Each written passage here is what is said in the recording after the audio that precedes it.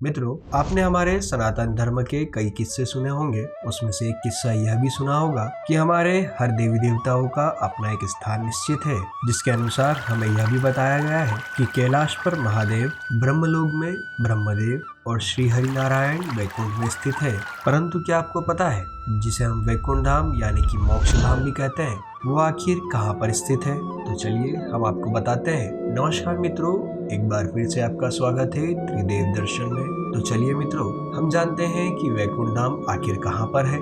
दोस्तों, वैकुंठ का अर्थ है जहाँ पर किसी भी प्रकार की कुंठा यानी कि निराशा, हताशा, आलस्य, दरिद्रता आदि कुछ भी वहाँ पर मौजूद ना हो। इसका मतलब दोस्तों, वैकुंठ धाम एक ऐसा स्थान है जहाँ पर किसी भी प्रकार की कर्महीनता और नकारात्मकता नहीं होती है।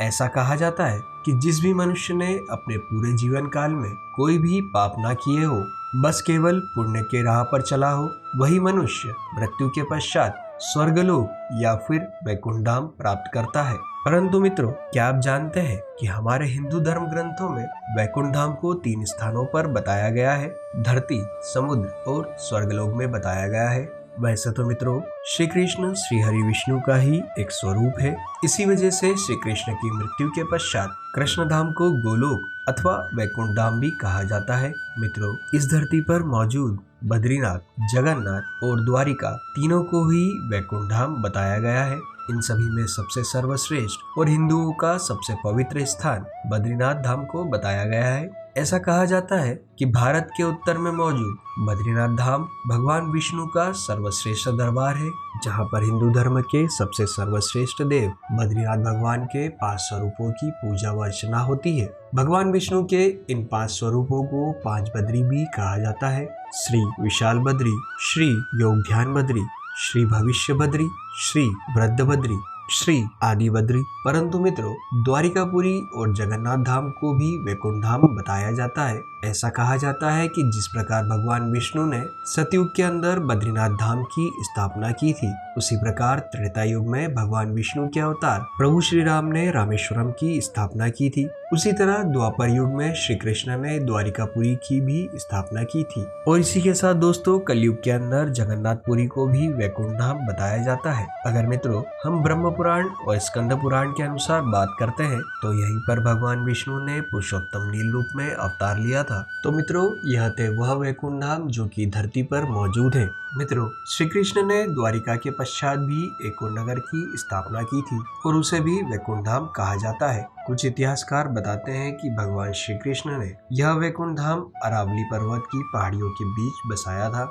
जहाँ पर कोई भी जीवित इंसान नहीं जा सकता है। यहाँ पर केवल साधक ही रहते हैं। साधक वह लोग होते हैं जो कि भगवान की आराधना करने में अपने शरीर को त्याग देते हैं। अब हम उस वैकुंठ धाम के बारे में जानते हैं, जो कि पृथ्वी के बाहर तीनों लोगों के ऊपर अनंत ब्रह्मांड में स्थित है, जहाँ पर स्वयं भगवान विष्णु विराजमान है। विष्णु पुराण के अनुसार ऐसा बताया जाता है कि भगवान विष्णु के इस लोक में लाखों सूर्य आकाश में मौजूद होते हैं और साथ ही साथ कई सारे ग्रह नक्षत्र भी वहाँ पर मौजूद हैं। कहा जाता है कि भगवान विष्णु का यह धाम दिखाई देने वाली पृथ्वी से 3 गुना आकार में बड़ा है। यहाँ पर भगवान विष्णु के साथ त्रिदेवी, भूदेवी, नीला और महालक्ष्मी भी निवास करती है।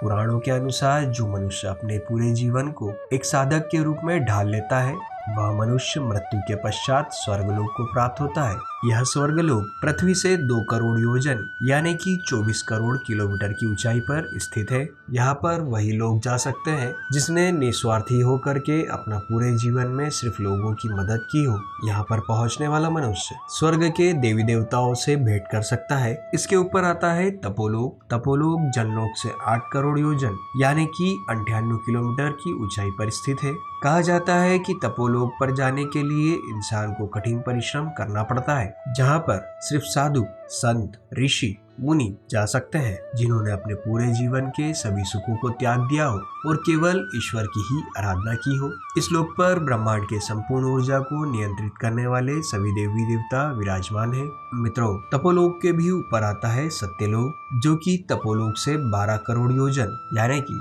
1 अरब 47 करोड़ 54 लाख 96,589 किलोमीटर की ऊंचाई पर मौजूद है। कहा जाता है कि सत्यलोक वह जगह है जहाँ पर सृष्टि के रचयिता स्वयं ब्रह्मा जी निवास करते हैं। यहाँ पर पहुँचना किसी भी मनुष्य के लिए सरल नहीं है। इस लोक पर केवल वही आत्माएं जा सकती है जिन्होंने अपने कई जन्म जन्मांतर में पाप न किए हो। और मित्रों, इन सभी के ऊपर आता है भगवान विष्णु का धाम वैकुंठ धाम, जिसे वैकुंठ लोक के नाम से भी जाना जाता है, जो सत्यलोक से 12 करोड़ 62 लाख योजन की ऊंचाई पर मौजूद है। यहाँ पर सृष्टि के पालनहाता स्वयं भगवान विष्णु निवास करते हैं और यह सभी आत्माओं का अंतिम स्थान है। परंतु जो भी मनुष्य एक बार इस स्थान को प्राप्त कर लेता है, उसे मोक्ष की प्राप्ति हो जाती है और वह सभी आत्माएं जन्म और मृत्यु के चक्र से मुक्त हो जाती है। प्रकृति से मुक्त होने वाली सभी जीवात्माएं परमधाम के शंख, चक्र, गदा अथवा पद के साथ प्रविष्टित हो जाती है। इसके पश्चात कोई भी जीवात्मा कभी वापस नहीं लौटती।